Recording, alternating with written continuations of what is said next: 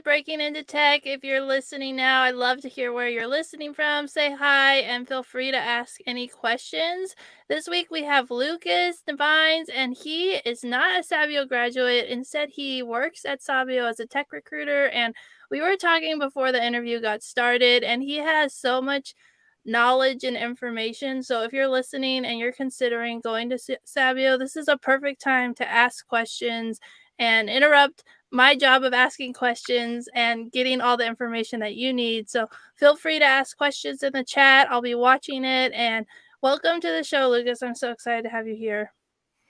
Amanda, I appreciate you having me. It was a pleasure, speaking with you beforehand and getting to hear your stories and background in the service as well. So I definitely want to appreciate your military service to us.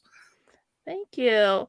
And yeah, let's learn a little bit about you and your background and how you ended up at Sabio. Sure. Yeah. So, as we discussed, and to let everyone know, so I did, 21 years, about 21 years in the military, in the United States Navy. During that time, I did four tours on guided missile destroyers. I did a tour of instructor duty, and I did a tour as a senior ASW leader, anti-submarine warfare stuff. And then, out of the blue, I knew that I was heading down the final stretch of my career. And it was at that time that I was like, what do I want to do that I think I would be good at, that I think could be a challenge, and at the same time take me to a location that I want to be. And I knew, deep down in my heart that I wanted to do recruiting. And I was like, recruiting is one of those things that I think I would excel at. I have this, I have the skills. I think that if the Navy provides me the information that would, assist me in being, successful, that I can really go and do this. So I took the challenge. I networked, and I ended up getting to Houston, where I became a senior recruiter there. And then I helped a lot of the officer recruiting programs there, and then transitioned to being a career counselor, where I was helping, hundreds of sailors, with their naval careers, while at the same time doing some recruiting on the side as well. After finishing my naval career, I ended up transitioning into Amazon, which was a lot of work, because everybody knows the difficulty of trying to land a job with Amazon. I think I applied to 50 some jobs there. I had several referrals, and I kept getting no's, and it took a lot of, just reaching out to people that I know that had positions. And finally, I got a call back from a military recruiter, because I've been networking with somebody so much that he was calling the recruiter nonstop, telling them to call me. And finally, they called me up and said, "Hey, we've been getting a lot of calls about you. We think you'd be a great fit for this role. We'd love to bring you on." So I ended up going through the interview process, having that experience, and fortunately for me, getting the position.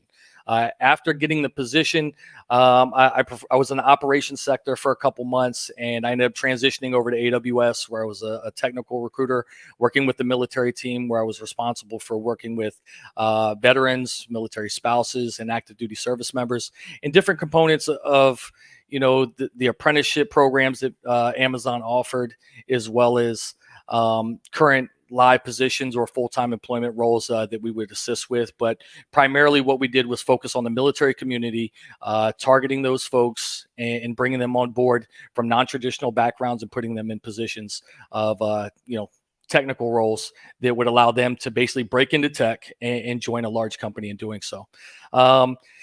I think we've all seen the news with Amazon, right? So Amazon's been doing a lot of layoffs, and unfortunately, my entire team was one of the victims of that. And when that news came, I ended up, basically saying, okay, what do I want to do next? And at that time, Liliana had actually reached out to me, the co-founder of Sabio, and we had a great discussion. And she told me, what Sabio does, why Sabio is successful, and how she believes that I could be a great contribution to the team. And for me personally, having the ability to work with veterans on a daily basis, and if you're not a veteran, look, I still love to work with you, right? But one of my personal initiatives is really helping veterans, right? So knowing that part of my job would include that really stood out to me, because I knew that no matter what I did, I wanted to be in some form of military community to be able to give back to those folks as well. So, weighing the options of what I had, I said, you know what, this is something I want to dive into. I want to experience it. And I thought this would definitely be a challenge for me as well. So I hopped on board, and, ever since I hopped on board, it's been a great experience, and definitely thankful for being here. So, yeah, I love hearing that story of how you how you planned out your military transition, because a lot of people think that I've interviewed people who've talked about how they expected that everyone would want them and that they would just get a job magically, and you did all that hard work of networking and knowing where you wanted to go and having a lot of the things in place so that when you left the military, it was a smooth transition, and then life happens and you have to pivot, and so it's really Yep. interesting to hear your story, and I love that, you know, giving back to veterans and helping people is so aligned with what veterans seem to love to do, so I think that's really cool. Absolutely. Yeah, no, it definitely was I think the key piece that you said in that was having a plan. It's knowing the plan and nailing the plan, right? And to your point, I think that a lot of veterans do, especially if you are in the military for 20 or plus years, right? You tend to be at the top of the totem pole, and you're coveted in the military because of your experience and your knowledge and what you've done for the military. But when you go to get out, sometimes we have to humble ourselves, and we have to understand the perspective of companies, because not all companies really appreciate or understand the value of the skills and background that we bring in the military and how it translates into that specific field they may be recruiting for, right? So sometimes we have to understand that and really know the plan. Like, how are we going to attack this? How are we going to determine what skills we have, and how are we going to apply those during that transitioning process? Yeah, so now that we know a little bit about you and who you are, can you tell us what you do at Sabio?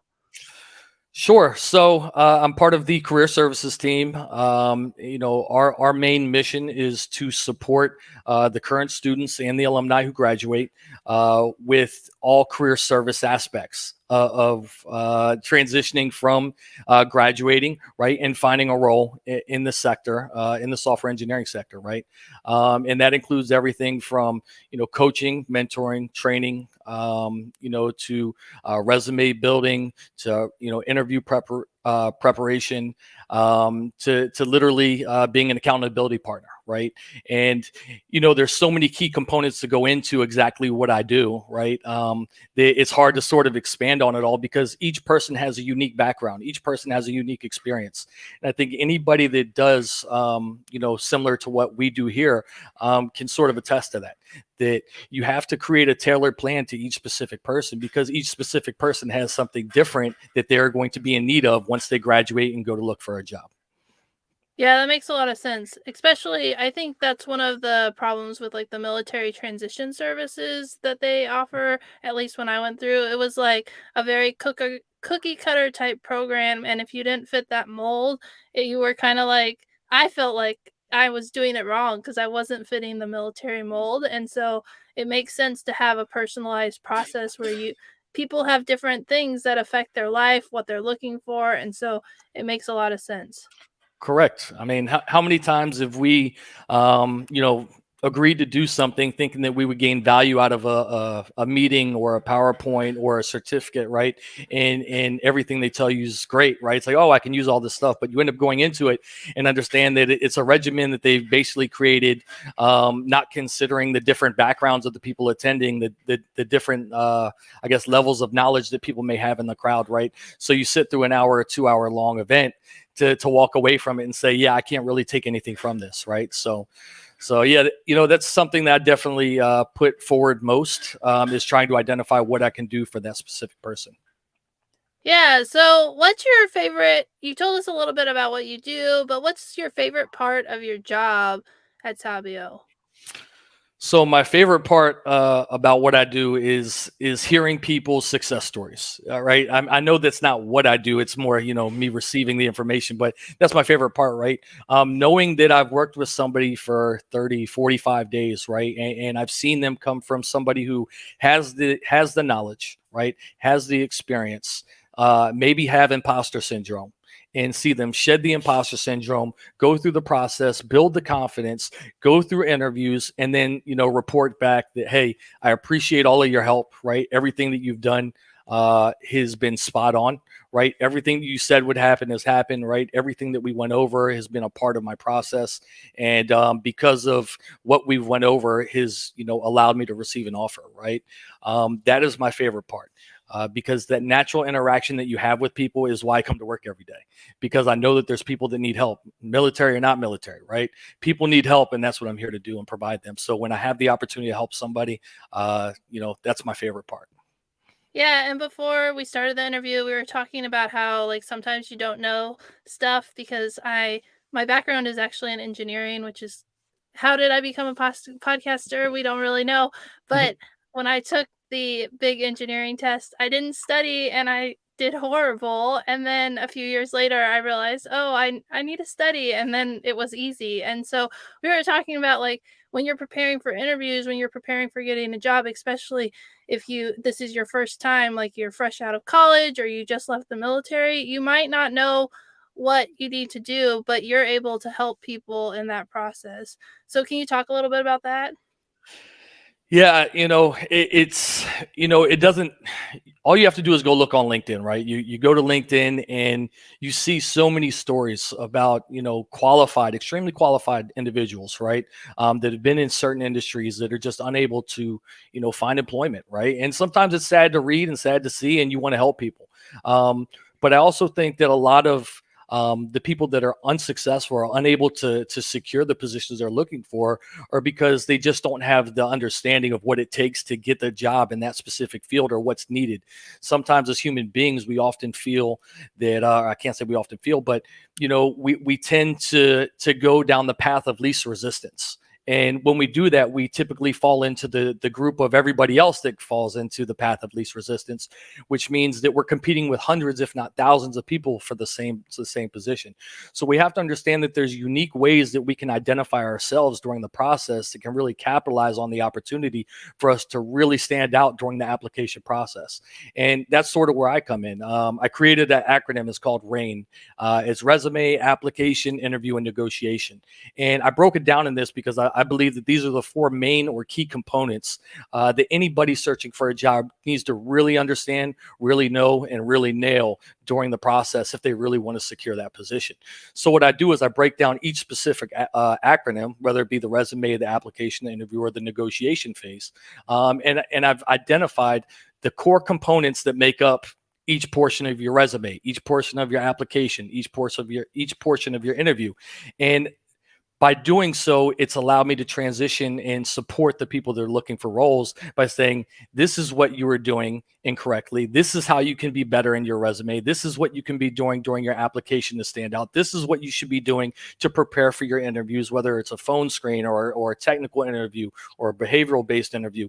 What are we doing to prepare for it? How can we be better? And then we take what we've done or implemented during those interviews or applications, and then the following week, we look at exactly how we can be better than the week before. What did we not do exactly what we say we were going to do, right? Or how could we be better at it? And when you incorporate those things, I feel that it makes you a more viable candidate, as well as make you a more prepared candidate. Because at the end of the day, I always say that, success is based on knowledge and application, right? And we can have all the knowledge in the world. And if we're not applying that knowledge to the process, right? Or if we're applying and not utilizing the knowledge we know, then we're not going to find the success that we're aiming to shoot for.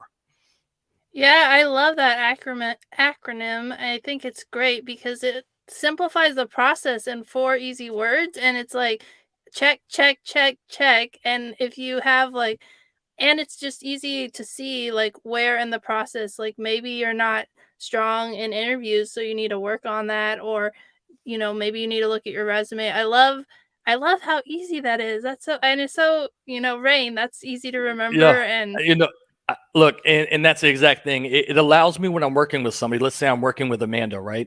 And Amanda's telling me that I'm not getting, I'm not getting any callbacks. I'm not getting interviews, right? So what that allows me to do as a coach or an accountability partner is to understand that each one is predicated on the one before it. Right. So what I can say is, okay, you're not getting the interviews, which tells me that you need to really focus on your applications. Are you submitting the right amount of applications? Are you submitting the applications to the right job? Maybe your resume is broken, right? Let's go take a look at your resume. So I know that I can always go back to one of those two things before the application phase to understand where we can be better at. And the same is true with applications. So if you're submitting the right applications to the right amount of jobs and you're not getting the type or the desired feedback that you're looking for, then guess what? I can probably say that your resume probably needs some help, right? There's something on your resume that is deterring people from calling you back or making contact. Yeah, I mean, it works in so many different ways because it's like a waterfall effect. It's like, well, if you're not doing this step, then we got to look at this step. And then if you just go back to the basics of starting with your resume. I think that's great. I love it. I think that's like a gold winning thing that people need to think about. I'm going to I should steal that probably and write patent in. it. I was like, I'm going to steal that and write an article. Just kidding. It's just so good. So, I think that kind of goes into the next question of what resources does Sabio offer that you think people should know about when they're looking into software engineering? Well, I think that, to start, that Sabio offers a plethora of resources. And I think it's extremely important for anybody that, you know, when they're considering Sabio or thinking about Sabio, that Sabio stands out. And, this is part of the reason I made the decision to come to Sabio, because you can go type in online boot camp or software engineering school online and probably get 100 plus different results. That all look great to you because you know nothing about the world of software engineering, right? And they all say maybe something similar, or they're advertising, and you as somebody that's ignorant to it has no idea what this means or what looks good, right? But at the end of the day, Sabio has so many resources available to you as a candidate that it's not a boot camp. It is an actual school. And that is going to be the experience you get. And those resources include, let's say you graduate, right? I mean, you gain access to thousands of alumni, right? That have graduated. They're currently in roles, right? That can potentially help you secure a future position. You gain access to a career services team that has, a very deep and rich history of knowing what it takes as technical recruiters, right, to find positions, where you gain that coaching and you gain that mentorship and training from us. You're paired with a mentor, right? Somebody who's already gone through the process, who's been successful, who's found a role that's in the industry right now, that's going to walk you through the process of trying to transition from graduating and landing that first job, which I think there's not a lot of places out there doing those. And I think that's what makes Sabio unique. And that is what is going to help you transition, from the mindset of, I don't know if this is right for me because I don't know if it's going to be rewarding. Can I do it? Right. But at the end of the day, that is, part of the reason of how we shed that imposter syndrome, because the more resources and support systems you have in place is going to greatly increase your ability to feel that level of confidence required to secure that job. Yeah. I think doing these interviews, I've learned because I left the military and then I started my own business. So I never had to look for a job. And so I didn't realize how much work it took. And I love the accountability and the feedback that, doing it on your own can get really discouraging. And I love that Sabio's program isn't just, the technical side, but it's really good and teaches you everything you need to know, but also on the back end of like finding a job, having that support, having that accountability. Did you send out your 100 resumes? Like having someone ask, that would give me enough fire. But if no one's going to ask me, no, I'm probably not going to send out 100 resumes because I'll get tired at like 25 and say, no one's going to know. And Yeah. so, yeah. Yeah, it's definitely, that's one of the biggest things that I engage with students or with alumni that have graduated, or even people that are currently in roles that are maybe looking to transfer into new roles, is, the first step of the process is really being honest with yourself and with me, and understanding that to be successful, we need to have that level of transparency required, where we can take an honest assessment and provide feedback each week on saying, how can we be better? What did we fail at? And this is where I need help at. Because if we're going through the process and you're telling me that you're doing all these things, right? In reality, you're not doing those things, then I always say the proof is in the pudding, right? The proof is in the pudding, right? The people that are finding jobs are doing the same thing as what you're saying you're doing, right? What is the difference? And then we have to dive deep and get a better understanding of what it is we need to do to continuously tailor your plan, like we spoke about earlier, to get you the results you need. Because once again, everybody is unique, right? And that's what makes Sabio so awesome, because you don't have to. You don't have to have a background in technology to get a job as a software engineer, right? And you don't have to have a background in the military to get a job as a software engineer, right? There's people that come from all different backgrounds that go through this program, that graduate, to go on to get extremely high paying positions. And when you have access to those resources and those stories, right, it not only gives you hope during the process, but it says, hey, I went through the same curriculum. I did the same things as this person. If they can do it, I can do it, right? And it makes it easier as somebody, that's in my role, because it says, hey, look, this is what they were doing. This is what you should be doing as well, right? Once again, we tailor it, right, to the needs of what they need, but it provides hope to people that are saying, hey, maybe I can't do this. Maybe this isn't best for me. Yeah. Yeah, especially after going through the boot camp, you're tired at the end and you just want to be done, but to have someone who's giving you that hope and that encouragement to keep going. And people in the comments are saying how great it is to have accountability and how it's great to hear about all the tools and resources that Sabio has. And if you guys have questions, feel free to put them in the comments. I will definitely ask them. But one of the questions that I wanted to ask, because we were kind of touching on this pre-interview, we did a lot of talking before the interview happened, but you were talking about you were helping a student and they had an interview coming up and they were like, I don't know what to do. So what did you do to help that student? Now I got to think about which time that was, because there's so many. The big thing is this is when this particular case, I think this is the one that I recently just was speaking with, but I try to remind folks that at the end of the day, going through an interview or going through the process is no different than any other task that you'd never performed before, right? You just have to understand it and compartmentalize it, that this is something new that I haven't done, right? And it's no different than, hey, I've never cooked this meal before, right? I've never, driven this kind of car. I've never operated this kind of machinery. I've never, plug in the blank, whatever you want. And you just have to create an approach to it. You have to create a system. You have to create a process. And that process, once again, we talk about the rain, which is a great process, but there's processes within processes.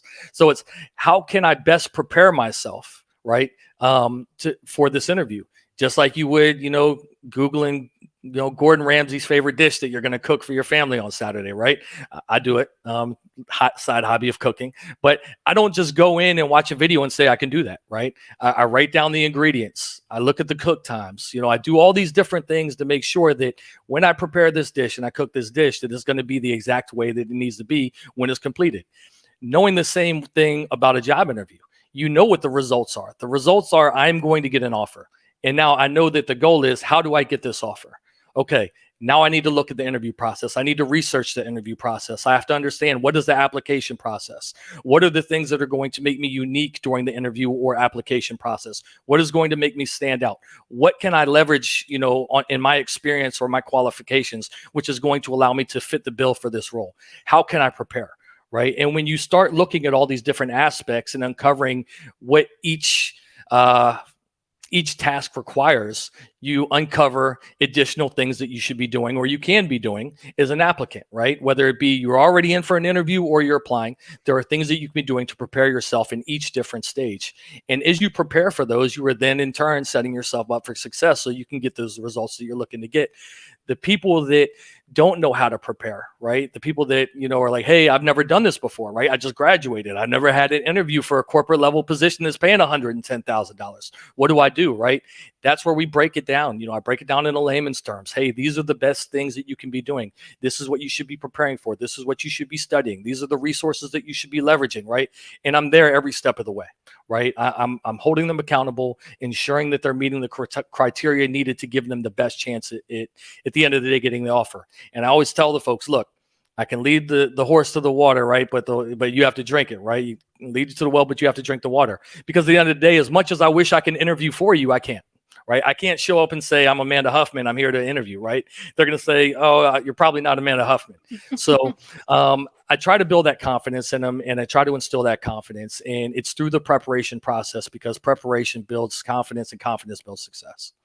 Yeah. And sometimes those answers that you're looking for are on the website of the company. You just have to go and find them. I mean, I think it's just sometimes you don't think, "Oh, I should research the company." Like, that's common sense, but if you don't know it, then it's not common sense. Like, it's common sense, it once you know it, it's like, "Oh, that makes so much sense," but if you've never done it before, you would just be like, "Oh, I just show up to the interview." It's like, "No, actually, you can prepare Hmm. by going to their website, learning about the company, and sometimes even seeing the questions before you even get to the interview."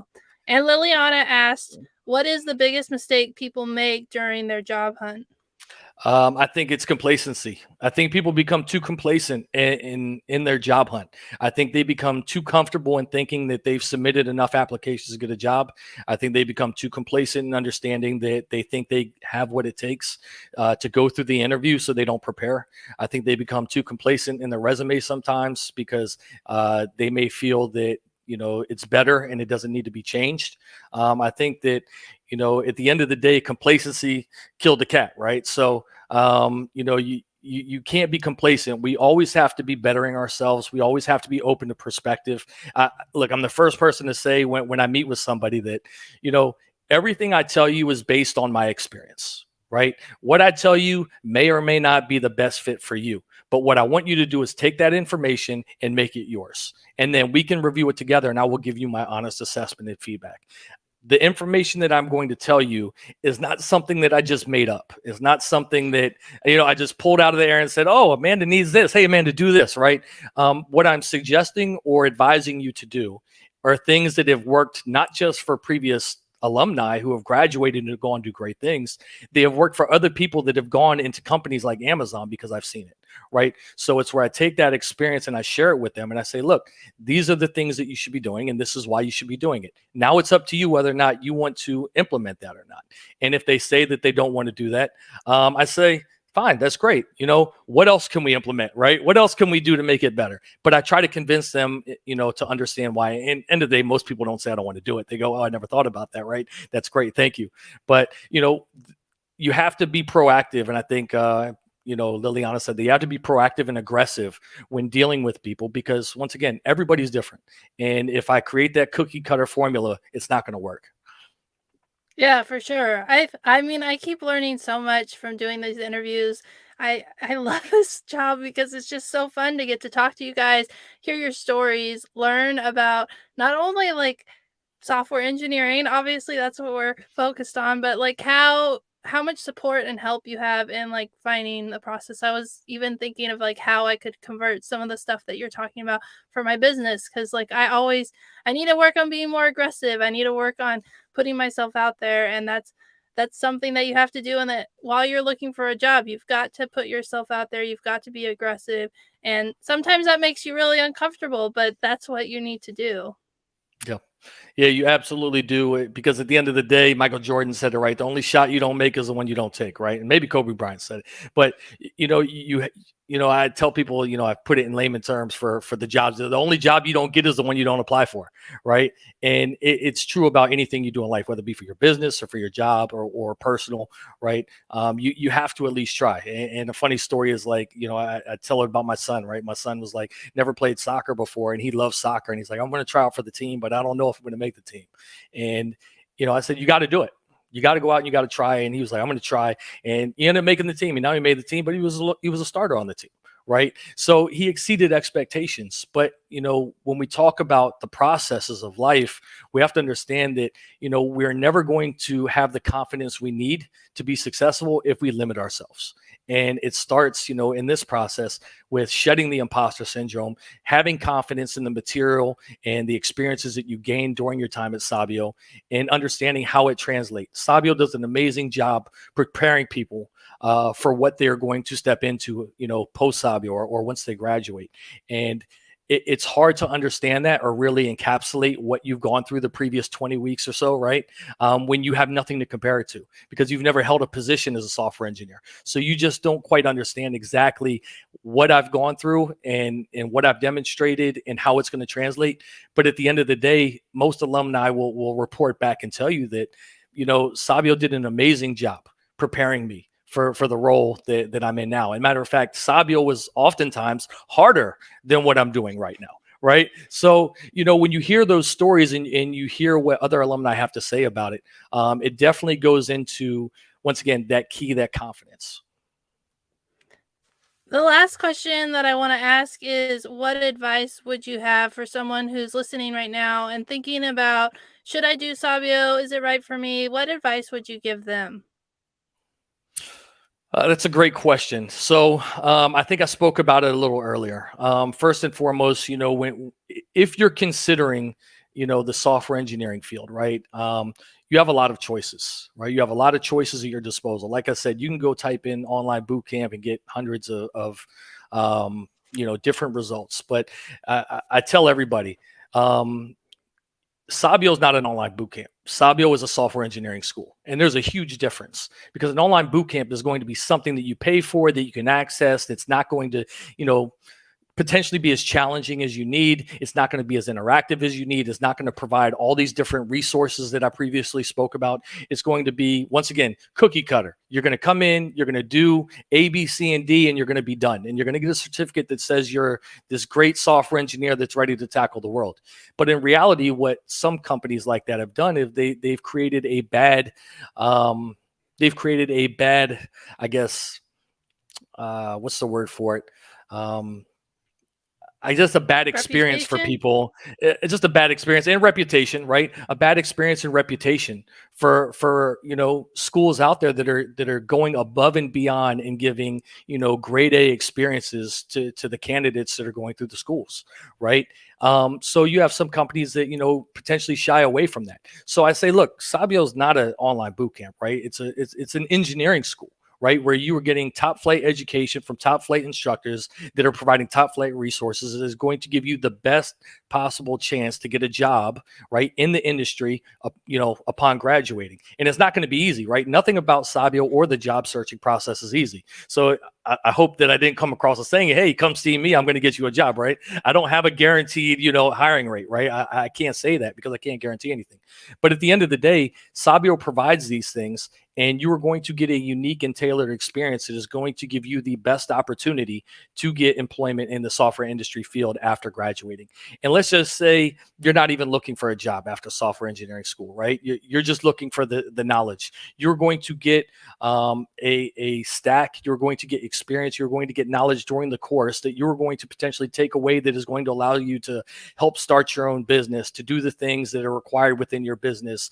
Maybe you just wanted to say that you have it, then you have it. You're not getting something that is just going to simply be taken away once you graduate, and you're going to say, what do I do now? Right? I have this certificate. What's next? Right?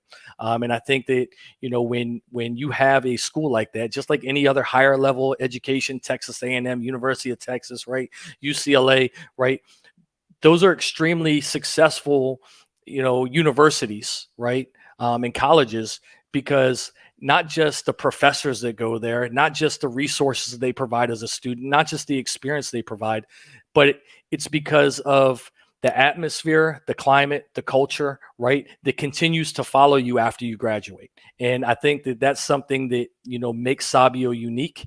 And I think that that's what people should be considering when they do choose to go to Sabio.